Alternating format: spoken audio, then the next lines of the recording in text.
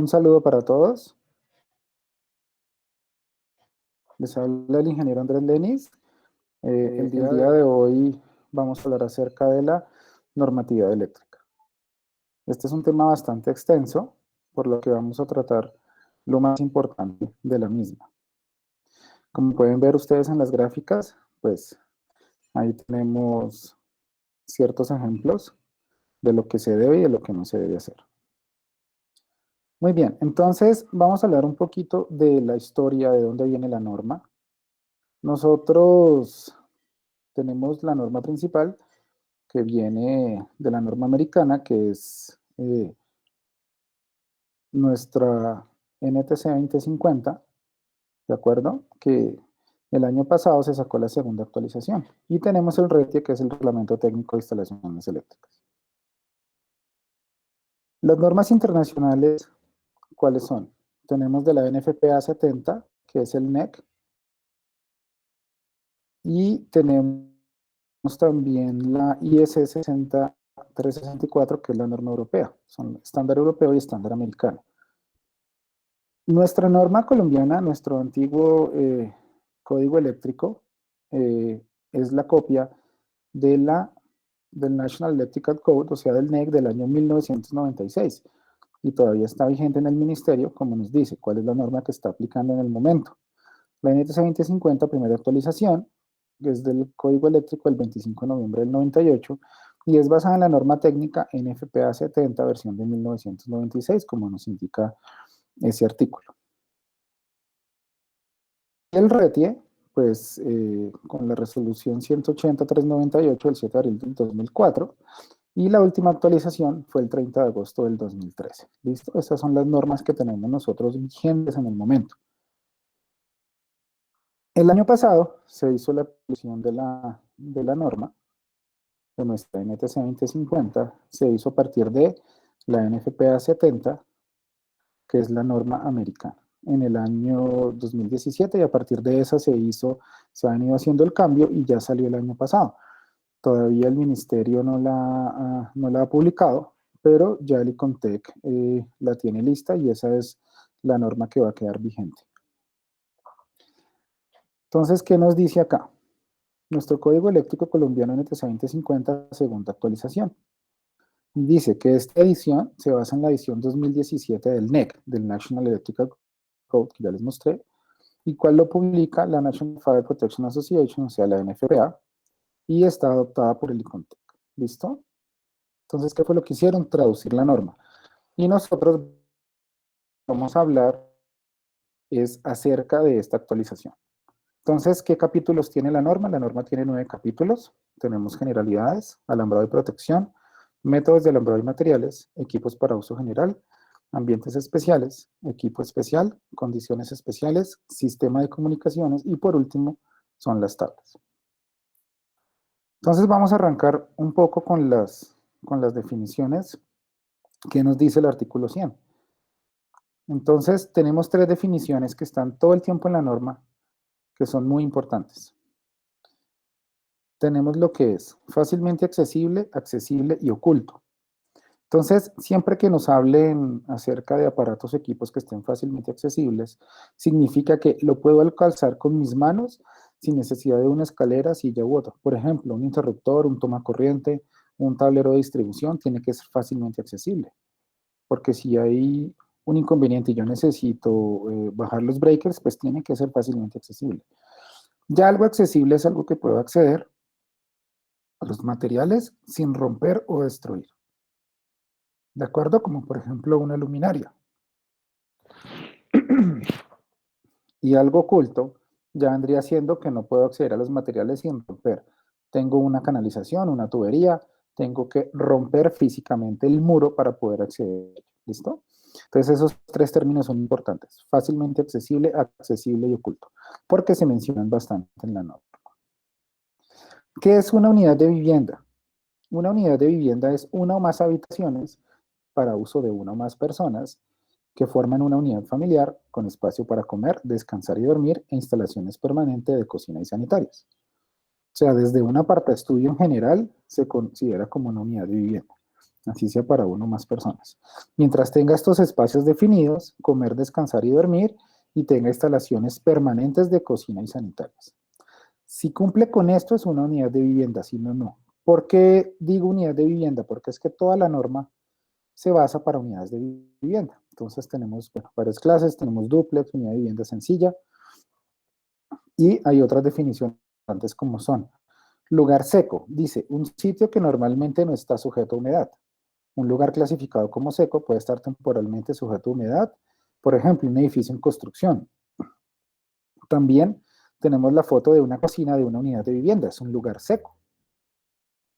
No es un lugar mojado, como se cree erróneamente, por ejemplo, para los tomacorrientes GFCI, que decimos, ¿sabes que eso es para lugares mojados? No, no es para lugares mojados, es para lugares secos.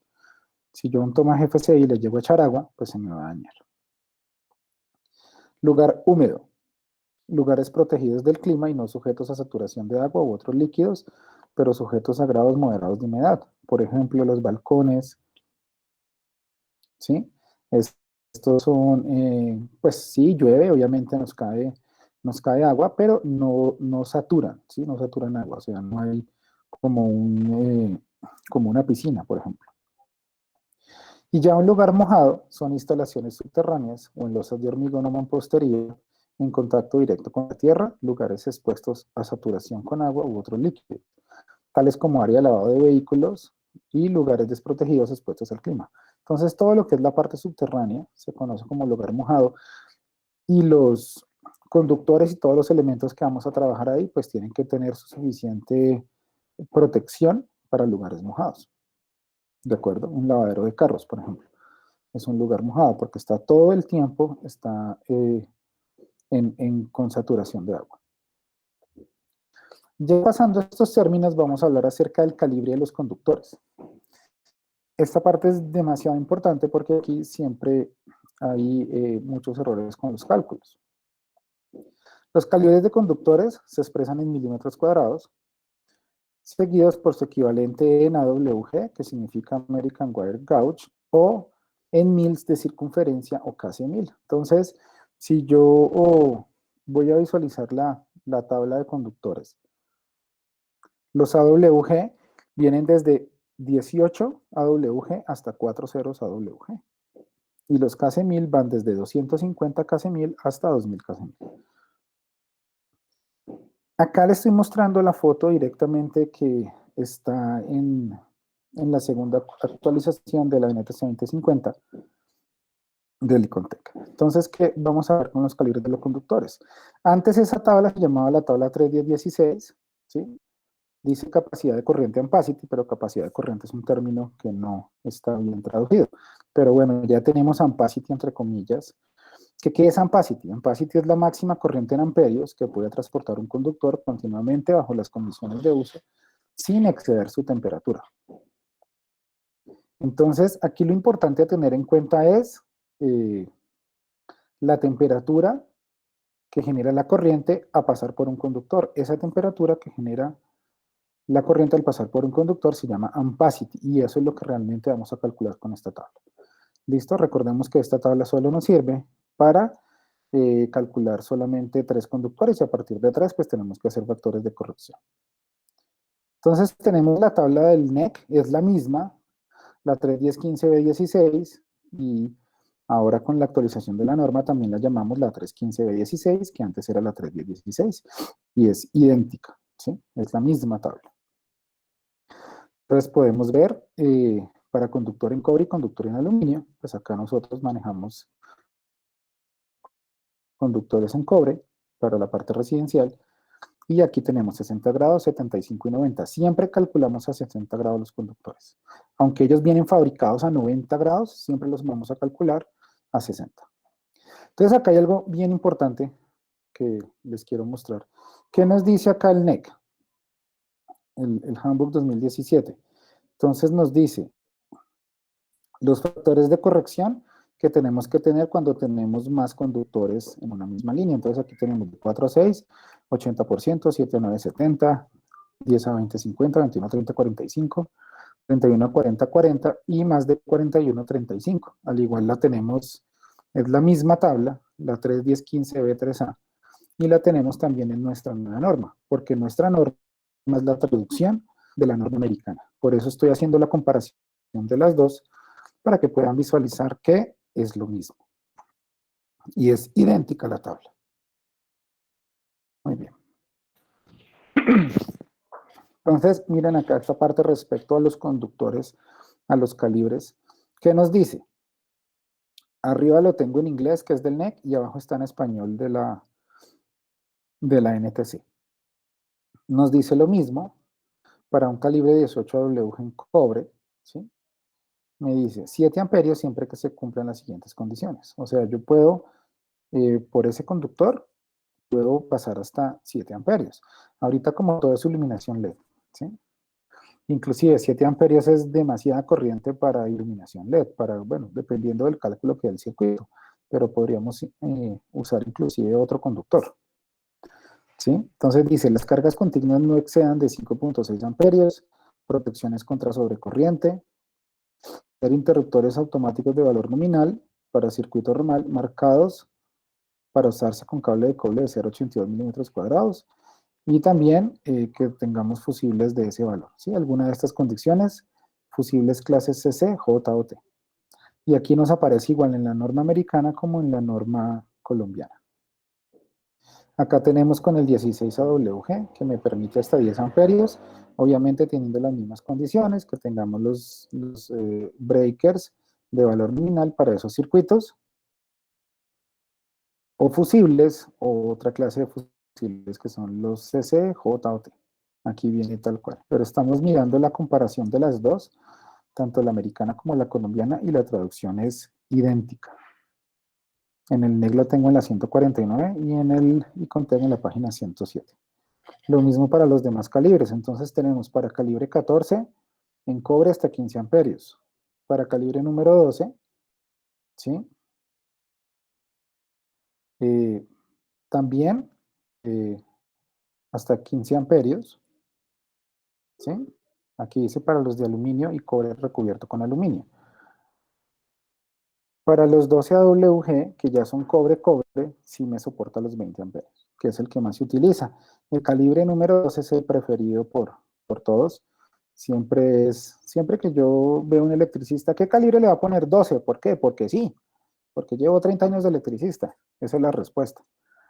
Pero miren que esto se calcula. Entonces, dependiendo de lo que yo necesite, yo hago el cálculo de mi circuito ramal y de esa manera yo le coloco el conductor que necesite. No le pongo 12 porque sí, porque hace 20 años se hace eso. Pues claro, usted le pone 12, el circuito le va a dar.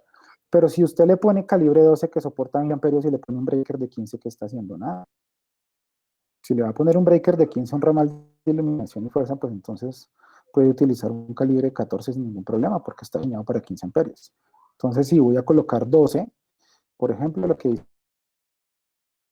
la norma para la cocina, lavandería y planchado, para los baños, ahí sí le meto un breaker de 20 amperios. Entonces, todo va de acuerdo a su uso. Acá tengo para el calibre 10, en aluminio cobre recubierto con aluminio 25 amperios, y para el número 10 en cobre que usamos normalmente, sí me soporta hasta 30 amperios. Bien. ¿Qué pasa cuando está mal calculado? Cuando ese ampacity no lo calculamos bien. Entonces pasa esto. ¿Por qué pasan estas cosas? Porque aquí hay problemas con la temperatura, así como en la regleta, como en el cable, en el tomacorriente. Esa foto que ustedes ven de un breaker es una foto real de un trabajo que hice la semana pasada, en el cual fuimos a ver una instalación y resulta que, pues, miren lo que hacía una ducha eléctrica. ¿Sí? Miren cómo dejó el breaker. Y eso que en esa situación le fue bien al cliente. Solamente nos tocó cambiar los barrajes y ya, eso fue todo y cambiar los breakers.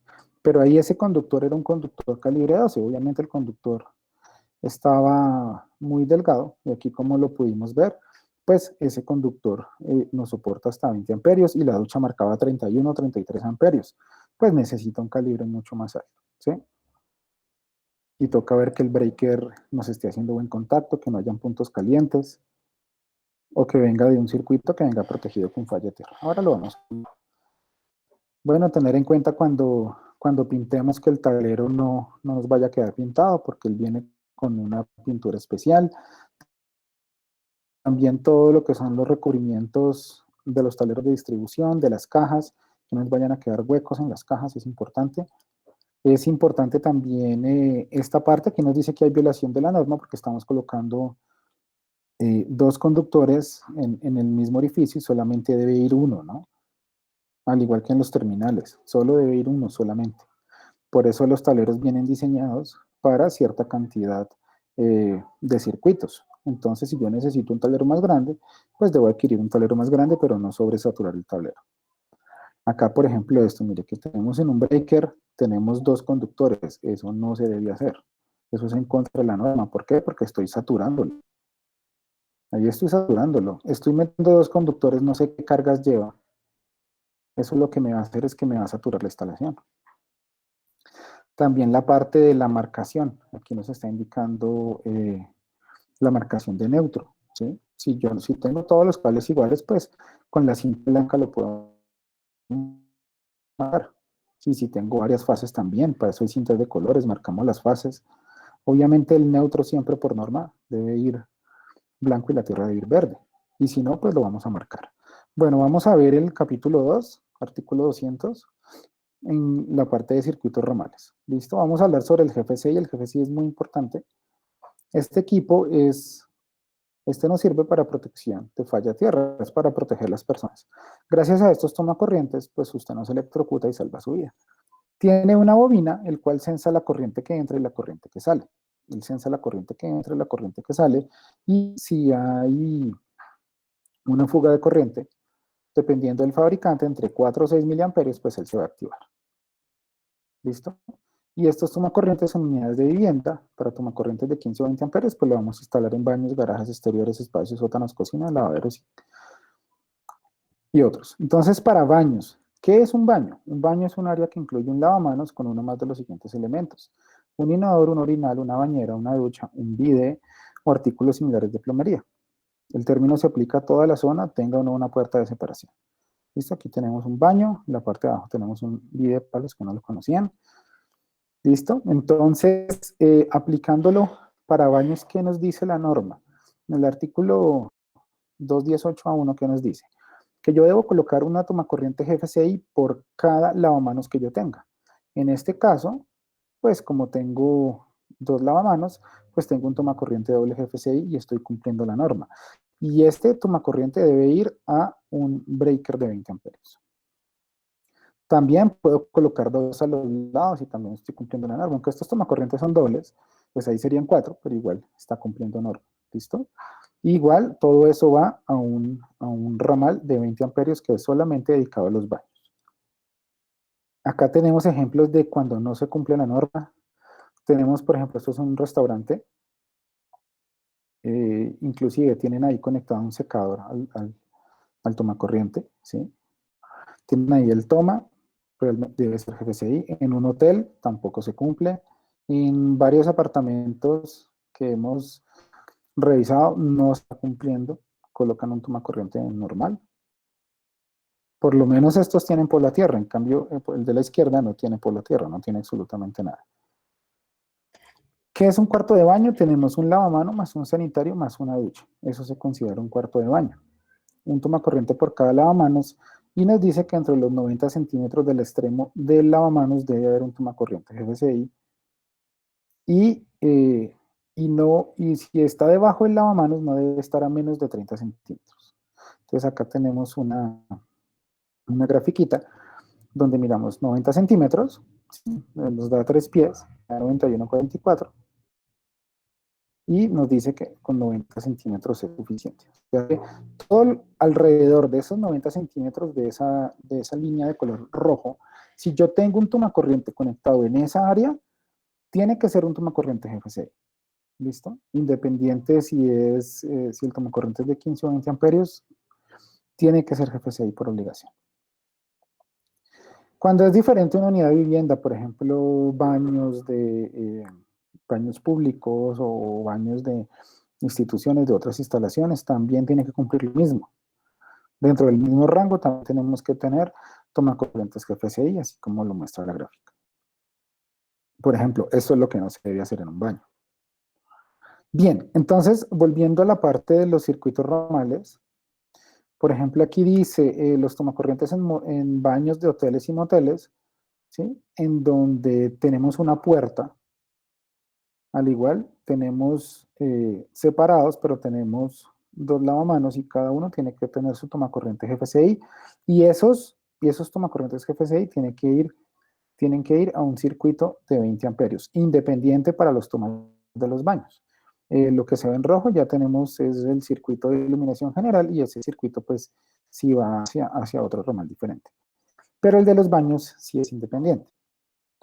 Garajes que dice, así como los sótanos, que no sean cuartos habitables, áreas de almacenamiento, áreas de trabajo y áreas de uso similar. Entonces acá tenemos el sótano, también todo tiene que ser GFCI, todos sus tomacorrientes GFCI completos por seguridad. Así tengamos una mesa de trabajo, conectado a un refrigerador o un equipo para abrir el garaje, todos los tomacorrientes que tengamos tienen que ser GFCI anteriormente. Solo eran algunos, pero ya con el cambio de la norma son todos completos. Aquí en garajes, en resumen, lo que nos dice es que por cada vehículo que yo tenga en un garaje tengo que tener un tomacorriente GFCI. Entonces, si el espacio de garaje me da para 2 vehículos, pues tengo que tener 2 tomas GFCI.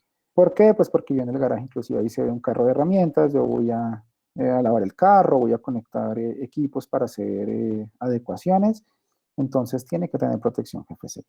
¿Listo?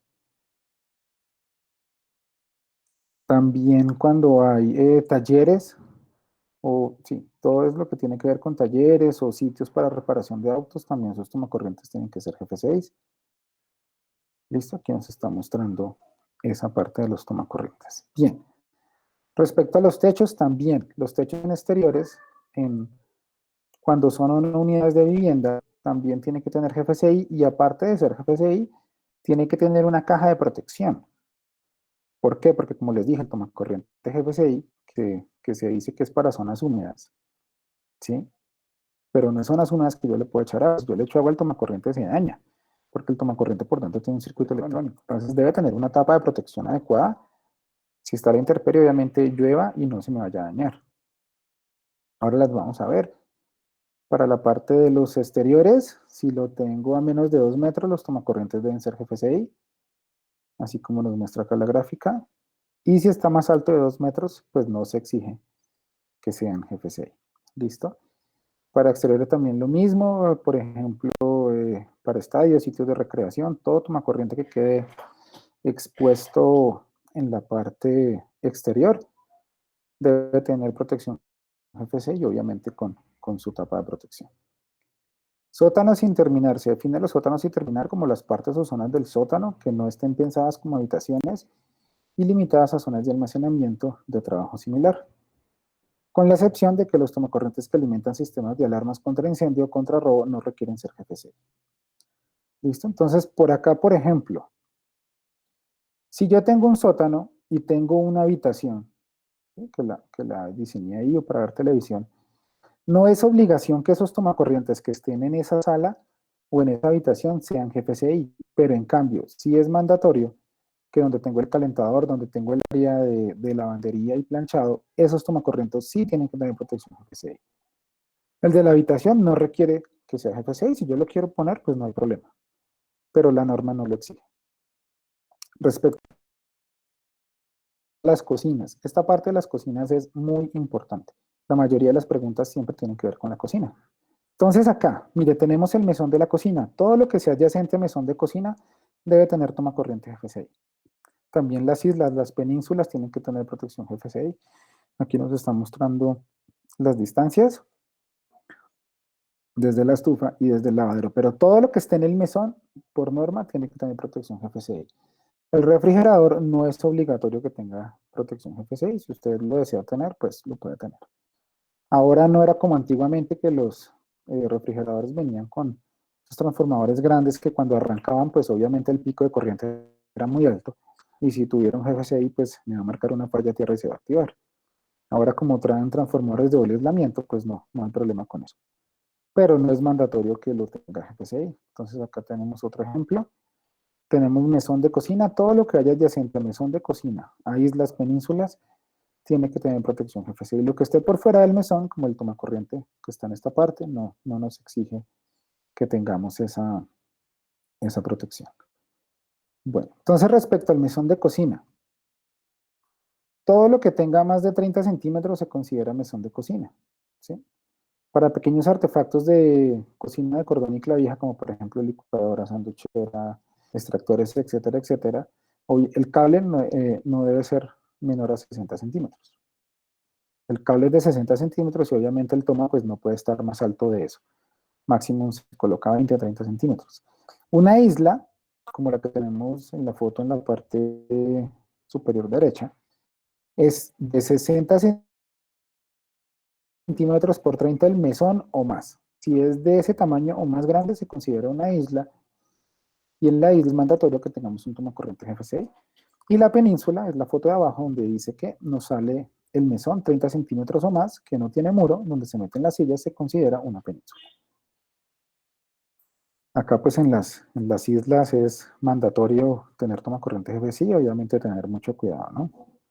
Ahí con la fotico. Bueno, también los lavaplatos de cocina se provee protección GFCI para estas salidas que nos alimenten lavaplatos instalados en unidades de vivienda. Es mandatorio que si tengo lavaplatos estén conectados a un tomacorriente GFCI.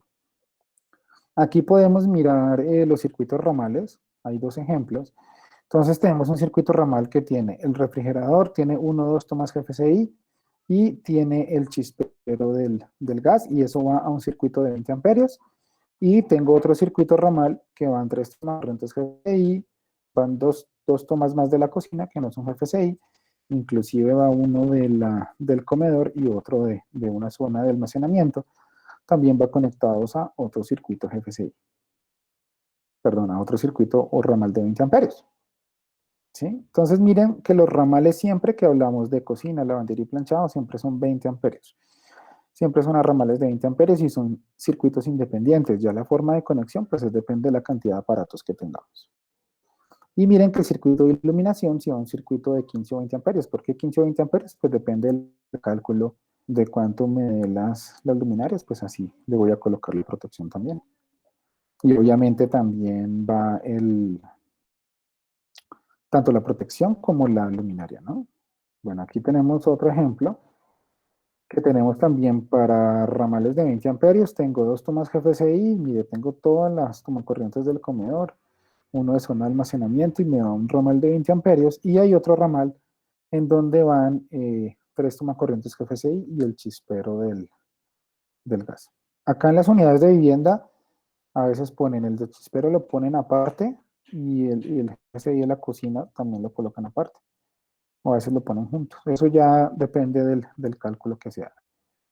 Bueno, lavaplatos. Los lavaplatos diferentes al de las cocinas, cuando los tomacorrientes estén instalados para servir artefactos, todo lo que sea situado a 1.8 metros al interior debe ser protección GFCI, así como les muestra. Por ejemplo, tenemos un lavaplatos que no está localizado en una cocina, sino que puede ser una zona que tengamos en un sótano, un bar o otra cosa diferente. Todo lo que esté a 1.8 metros a la redonda, si hay un tomacorriente, tiene que ser GFCI. ¿Listo? Y obviamente si tengo un tomacorriente adyacente al mesón de la cocina, pues también tiene que ser GFCI cumpliendo esto que nos indica. Acá para la zona de lavandería, ¿sí? Todo lo que es zona de lavandería y planchado, todo lo que esté a 1.8 metros o 6 pies del lavadero, siempre tiene que ser protección GFCI. ¿Listo? Aquí no se alcanza a coger la lavadora, pues va con protección GFCI. Y mire que los tomacorrientes que están por fuera, pues no es mandatorio que sean GFCI. ¿De acuerdo? Acá también con los circuitos ramales quise colocar esta lámina porque si yo tengo un breaker de 20 amperios, pues obviamente se entiende que puedo tener tomacorrientes de 15 y 20 amperios, pues no hay ningún problema, ¿no? Puedo tener los dos, así esté conectado a un ramal de 20. Miremos aquí, esto es algo de pronto que es muy obvio, pero es bueno recordarlo. Recordemos que el tomacorriente de 20 amperios pues parece una T, viene con pata cruzada para que me soporte esa cantidad de amperaje, ¿no? Y la otra tomacorriente pues solamente me soporta 15 amperios. Entonces si yo le voy a pedir 20, ¿qué va a pasar? Pues se me va a derretir, ¿cierto? Porque es muy alto el ampacity, lo que estamos mirando ahora cerca de los conductores. Si yo le voy a pedir 20 amperios, pues la temperatura que genera el paso de la corriente va a ser muy alta y se me va a retirar el tomacorriente porque él solo porta 15. Entonces, si yo necesito uno de 20, pues debe ser el otro que tiene pata cruzada. ¿Listo? Bien. Siguiendo con esta parte, por ejemplo, para habitaciones de hoteles o para habitaciones de huéspedes y que yo tenga todo el mobiliario venga, que no se pueda mover, venga localizado de tal forma que sea como empotrado, los tomacorrientes debo de ubicarlos en esa manera. Eso es lo que nos quiere decir. Y obviamente adentro el del lavamanos que tengo ahí, cuando tengo el baño, pues tiene que tener protección GFCI. Los demás sí pueden ser normales, no hay ningún inconveniente. Sí. Siguiendo con las unidades de vivienda, aquí miramos una habitación y los requerimientos para los tomacorrientes. Entonces nos dice la norma que si tengo un espacio de 60 centímetros o más en el muro pequeño que está en la mitad del closet, si tengo 60 centímetros o más, pues debe tener un tomacorriente. Es mandatorio. Ya después lo podemos poner a 1.8 metros de la pared, ¿sí? No hay ningún problema, y a 3.6 metros entre tomacorriente y tomacorriente como está en la parte de abajo. Eso es como lo más importante. Respecto a las escaleras, si yo tengo una escalera donde tenga 6 peldaños o más, de escalera debo tener un circuito conmutable. Ahora se utilizan mucho los sensores, pero eso nos exige la norma. Al igual, si yo tengo sensor, tengo que tener un sistema de interruptor que me haga override en caso de que el sensor no funcione, pues poder encenderlo con un interruptor. Entonces, si son 6 peldaños o más, obviamente, así tenga descanso, debe tener un circuito conmutable. Bueno, respecto a las duchas eléctricas aparecen en la primera actualización en la página 53 de la NTC 2050. Entonces, miren que es importante lo que nos dice. Instalaciones que requiera uso de ducha eléctrica deberá ser alimentada con un circuito exclusivo. Que es un circuito exclusivo? Que yo tengo mi fase, mi neutro y mi tierra. Exclusivo, ¿sí? No es coger la tierra y pegarla al tubo. Y además, eh, exclusiva capacidad de corriente adecuada con protección personal mediante un interruptor de circuito con falla tierra. ¿Qué significa eso? Pues un circuito de falla tierra. Son breaker GFCI. Y su conexión deberá ser a prueba de agua. O sea, realmente ahí lo dice, ¿no? Y dice todas las precauciones que debemos tener en cuenta. Debe tener fase neutro tierra, ¿sí? No es pegar la tierra al tubo, sino realmente traer la tierra desde tablero de distribución y conectarla, ¿sí? Y tener un breaker GFCI y una protección contra falla tierra adecuada, ¿de acuerdo? Es demasiadamente importante eso.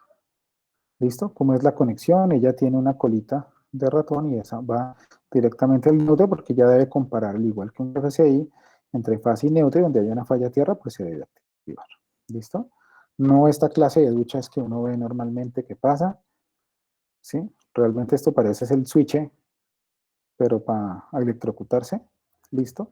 Y dentro de la segunda actualización no encontré información acerca de duchas eléctricas. Tocaría indagar un poco más o hacer la consulta directamente con el Icontec para validarlo. Bueno, vamos a hablar un poco del capítulo 4 de equipos para uso general y vamos a hablar de las tomacorrientes, de las diferentes clases de tomacorrientes. Lo que hablamos ahora rato de las cubiertas. Este protector, ¿sí? Nos sirve obviamente para completar el recinto eléctrico, son cajas empotrables y obviamente esto reduce el riesgo por contacto de agua, ¿listo? Hay varias clases, pero mire, tenemos nuestro tomacorriente GFCI y lo tenemos al exterior y le voy a poner una caja adecuada. Obviamente, porque si me le cae agua, como el grado de protección es IPX0, los grados IP de protección, pues le entra agua, le entra polvo y se me va a dañar. Ellos no vienen protegidos para eso. Ellos tienen es protección de falla tierra para que las personas no se electrocuten. Entonces miren distintas cajas, esto es información sacada del NEC. Tenemos acá las cajitas bien bonitas donde tiene su espacio para yo conectar un cable al exterior y que el cable quede bien cubierto y si está lloviendo pues no me cause ningún inconveniente con la toma corriente. No como, miren que acá la de la izquierda sí cumple, en cambio la derecha es una de esas tapitas que trae resortico, que es muy sencilla, y ahí sí hay una violación de lo que nos indica la norma, ¿listo? Entonces mucho cuidado con comprar las tapas. Obviamente la tapa buena pues le va a costar más. Que no nos vaya a pasar esto, ¿no? Con el agua, con las tomacorrientes. Bien, vamos a ver otro tipo de tomacorrientes, tomacorriente para tierra aislada. Entonces dice, tomacorriente que incorpora tierra aislada con la intención de reducir el ruido eléctrico, que son interferencias electromagnéticas, como lo permite los artículos, y se debe identificar con un triángulo naranja localizado en la tapa del tomacorriente. Aquí vemos, no es el color verde, sino el gris que está dentro. ¿Sí? Eso viene con tierra aislada, obviamente se utiliza para circuitos de comunicaciones, pues tenemos que tener otra tierra, otro barraje aparte, que es para tierra aislada, entonces ahí yo debería conectar todos los equipos de comunicación, ¿listo? Y si hay algún inconveniente de tierra y hay una falla tierra, o haya algo que se vaya por la tierra, pues eso no nos vaya a afectar nuestros equipos de comunicación, por eso tiene una tierra diferente. Este es un toma corriente controlado para tomacorrientes de 125, 15 o 20 amperios que quieran ser controlados por dispositivos de control automático o incorporar funciones que eliminen la alimentación. Entonces tengo estos tomas, vienen marcados de esta manera, ¿sí? Y debe decir la palabra controlado. ¿De acuerdo? O sea, son tomacorrientes que yo puedo prender y apagar, puede ser por automatización o puedo tener un interruptor para eso. ¿Listo? Entonces yo los marco, hay unas calcomanías, yo lo marco como controlado. Por ejemplo, el café, este toma corriente, no es doble, el de la derecha viene controlado y el de la izquierda pues viene normal. Usted siempre va a medir los 125 voltios y este toma corrientes para 20 amperios, al igual que en la parte de abajo de color negro, solo viene un solo toma corriente controlado, el otro viene normal. ¿Listo? Toma corriente con carga USB, pues esto es muy famoso. ¿Sí? Y estos tomacorrientes, pues, aparte de que tienen su alimentación normal, pues tienen puertos USB. Ahorita todo es USB, para cargar los celulares, para cargar los equipos. Vienen de distintas formas, hasta viene para carga de mini USB, bueno. Y vienen inclusive también en GFCI con USB, o viene otra clase de tomacorriente, como el que vamos a ver a continuación. Mire, por ejemplo, la cocina, qué bonita que se ve así. Es muy importante también al nosotros conectar tomacorrientes, obviamente la tierra, ¿no? Es demasiadamente importante, siempre debe estar bien conectada en su tornillo de color verde y conectado directamente a nuestra caja. ¿Listo? Aquí, ¿qué nos está mostrando? Aquí nos está mostrando los reemplazos para las tomacorrientes. Entonces, si yo tengo en la parte de arriba que nos dice, si yo tengo una tomacorriente que no tiene tierra, debo reemplazarla con una igual. Como se ve en esta gráfica, se ve un poco mejor. En la de arriba, yo puedo reemplazar así. Si yo voy a la casa de la abuelita y tiene estas tomacorrientes que no tienen por la tierra, pues reemplazo esa por esa.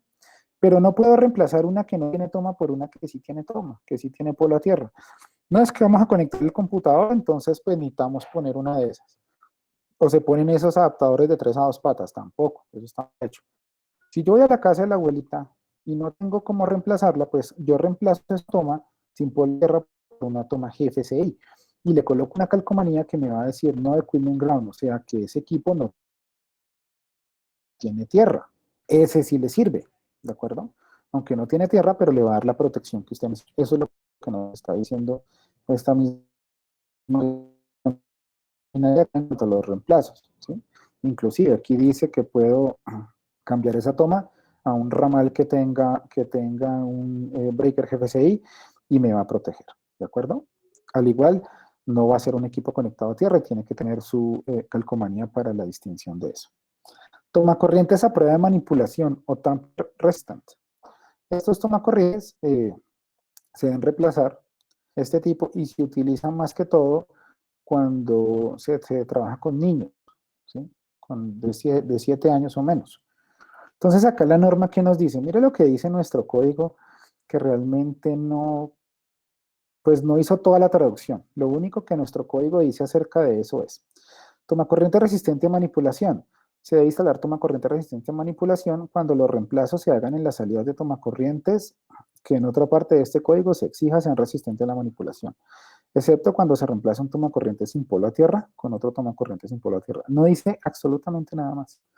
En cambio, la normatividad americana, que nos dice? Acá hay un parágrafo donde dice que hicieron una estadística en el 2005 y aproximadamente el 89% de las quemaduras eléctricas y de los incidentes por choques eléctricos ocurrieron con niños de 6 años o menores. Entonces, se requiere que haya un tomacorriente Tamper resistant, ¿sí? Donde haya, pues, ubicación donde haya niños. Pero, ¿qué es el tomacorriente Tamper resistant? ¿Cómo así?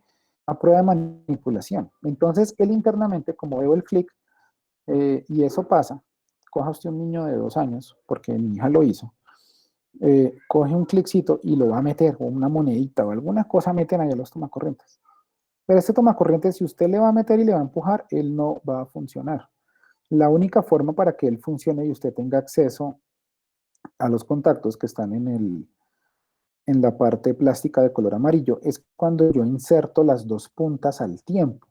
Entonces, la parte mecánica, que es de color azul, se va a mover y va a permitir que se introduzca las dos patas de nuestra clavija haciendo el contacto. Y es duro cuando usted va a insertar algo en ese tomacorriente, es durito, toca con fuerza. ¿Para qué? Es para que este sistema mecánico me permita correr.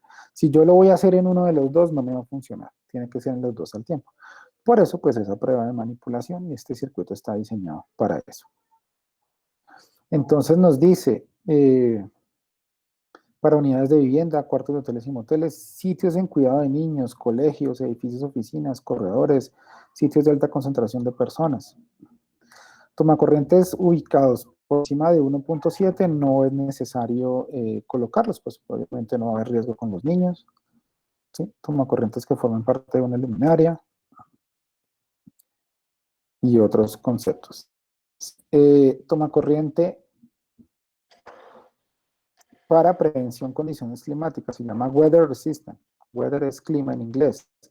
Los tomacorrientes deben reemplazarse por aquellos weather resistant donde se requiere el código. Entonces, pues estos son a prueba de intemperie. También tenemos los hospital grade, grado hospitalario. Este es un tomacorriente con un agarre mecánico fuerte. Este tiene unas pruebas bastante exigentes. No es porque sea grado hospitalario solo se usa en hospitales, pero obviamente se usa mucho más en hospitales. Usted puede tener un hospital grade en su casa, no hay ningún problema, pero estos tomacorrientes son costosos. Ellos tienen unas pruebas, ¿sí? Le colocan pesas, esas pesas las retiran abruptamente, o sea, le hacen una remoción fuerte y los contactos no se deben dañar, ¿sí? También le hacen pruebas de tierra, le hacen pruebas que le tiran pesas a 45 centímetros, no se debe partir la carcasa, pruebas de ensamblaje, tienen unas pruebas bastante rigurosas estos tomacorrientes. Entonces, ¿para qué es importante? Imagínense que una persona esté conectada con un equipo que le permita vivir, porque estos son de equipos vitales. Tiene un respirador conectado y pasa la enfermera y pisó el cable y lo desconectó, pues se murió la persona. No, para que usted desconecte un equipo de una toma corriente de estas es bastante fuerte, porque queda bien, bien agarrado. Entonces, esa es la idea, ¿no? Que sea para equipos vitales y que me permita, pues en caso de un accidente, que el equipo no se desconecte. Bueno, para terminar, ya les indiqué lo más importante que he podido validar del código. Obviamente el código es muy extenso, tiene más de 1000 páginas. ¿Qué es lo más importante? ¿Qué es lo que buscamos nosotros como técnicos electricistas, ingenieros, como personas que trabajamos en este gremio? Mire lo que dice el primer artículo, 90.1, propósito, salvaguardia. El propósito de este código es salvaguardar en práctica la vida de las personas y la propiedad contra los riesgos que se deriven del uso de la electricidad. Entonces acá nosotros tenemos es que salvaguardar la vida de las personas, ¿sí? Obviamente la propiedad de las cosas, pero más que todo es de las personas, ¿de acuerdo? Y dice, este código no tiene la intención de ser una especificación de diseño o de servidor como manual de instrucciones para personal no calificado, por eso lo resalté. Esto es para personas calificadas como ustedes, que son técnicos electricistas, que son ingenieros, que son personas de la rama. Siempre exijamos que la persona que nos va a revisar nuestra instalación sea un técnico electricista, tenga matrícula profesional, sea una persona idónea, ¿sí? Que sepa del tema, y obviamente pues la normatividad nos ayuda mucho a eso. Bueno, ya con esto concluimos. Les agradezco mucho por haber visto esta presentación. Les habló el ingeniero Andrés Lenin, soy instructor SENA. Recordemos pues que en el SENA siempre son todos bienvenidos a todos nuestros programas de formación. Y también recuerden visitar la muestra comercial virtual que se encuentra en esta feria. Muchísimas gracias.